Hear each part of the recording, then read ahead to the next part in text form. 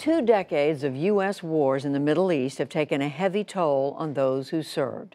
One consequence of the conflicts is still not well understood: survivor's guilt. Former Sergeant Adam Linehan served in Iraq and Afghanistan as an Army medic. He's now a journalist. One of his most recent articles was published in the New York Times, and it was titled, "I Watched Friends Die in Afghanistan. The Guilt Has Nearly Killed Me." Linehan recently sat down with our Nick Schifrin. As you sit here, do you feel guilty about surviving? I don't feel guilty about surviving. I feel guilty that I'm on camera talking about my deployment. Because other people can't be doing that? Yeah, because other people can't. Guilt is kind of a catalyst. You know, you come back feeling guilty, and so you start drinking, you know, to repress it. You know, maybe start, in my case, like, you know, abusing drugs. For me, it just felt like nihilism. What's the point of being alive? Take me back to 2010. Take me back to Kandahar and tell me what happened in the village of Sangsar. One day they hit us with a suicide bomber, and we just were completely blindsided by that. The guy walked right up to my squad leader, and it killed 5 people, and it wounded, you know, several more. And I remember thinking, like, immediately, I'm in some way kind of responsible for this. You had 18 people killed during your deployment, right? It's a lot of people. Yeah, our battalion lost, 18 people.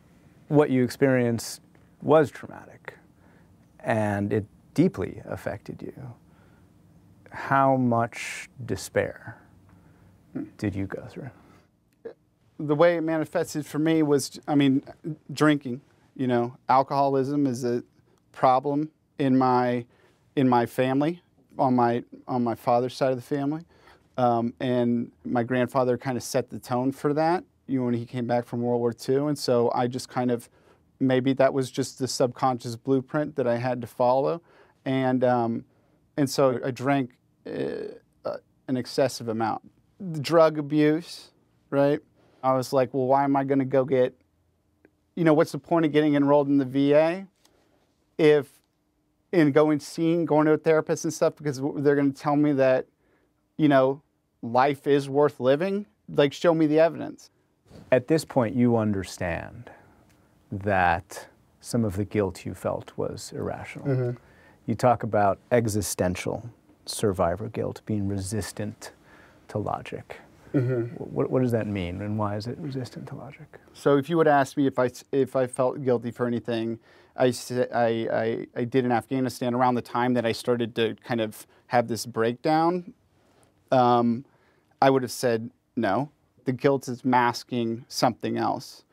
Because when I was over there and I saw these things, I felt afraid, but I didn't feel sad. And so I thought, you know, I don't have a right to say I have PTSD, because when I saw it happen, I didn't feel anything. I was numb. Meaning, you know guys who went through worse. Yeah. Trauma was a guy getting his leg blown off, or people getting shot, or people getting killed. That was trauma. That's traumatic. Simply witnessing it, I mean, there are light years between those two experiences. And so that's something I wrestle with a lot. How did you lose the feeling of doom? I remembered that when I left Afghanistan, I had this really kind of,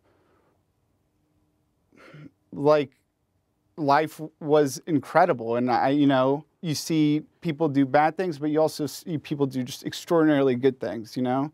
So it's good to be reminded of that, you know, and trying to get back a little bit of that way that I felt, because at the end of the deployment, you're looking forward to life. And it seems to me that this is where your grandfather's story comes in. So my grandfather was a B-24 pilot in Europe, and, you know, he flew somewhere between 44 and 50 missions, and, you know, he flew D-Day with the 8th Air Force. He came home, his brother came home from the Pacific, and they started a company together, and it was really successful. And somewhere around kind of the age I am now, things, you know, started to, you know, turn in the other direction. And when it happened really fast. I mean, if you don't have any other ways of coping with this stuff, if you don't believe that there is any other way to cope with it, well, you're just going to continue drinking. I mean, my grandfather didn't see the point of getting sober. Do you feel at some point you realized there was a point to staying sober? Yeah. I mean, at some point I realized that if I just keep doing what I'm doing, my life is going to turn out like his. And so you realized as you write that moving on isn't running away. What does that mean? For me, that was like a really profound realization. I was trying to put as much distance between myself and all of the kind of the guilt and drama of going to war. That's inevitable. The people who got wounded and killed, even the personal dramas between people who are living so closely together and get to know each other. You know, you feel like you're kind of abandoning them. You know, just repress the memory of them too, and sever contact and stuff. And so, reconnecting has been incredible. So now you've made those contacts. You've thought about what you've done. Yeah. You understand a little bit more. I understand a little bit more. That's all there is, you know. You understand a little bit more. That is in itself can just dial the pressure down, and you just kind of shift your way of thinking about these things. And you'll see that there are you'll see possibilities. Someone who's felt the despair that you felt when they read this piece, what understanding do you want them to have? The stuff that you saw over there and what you learned over there about yourself, about the way that the world works, it doesn't go away. You're never going to be able to forget that. So you have to figure out how to integrate that wisdom into your life, because that's what it is. It's wisdom if you let it be.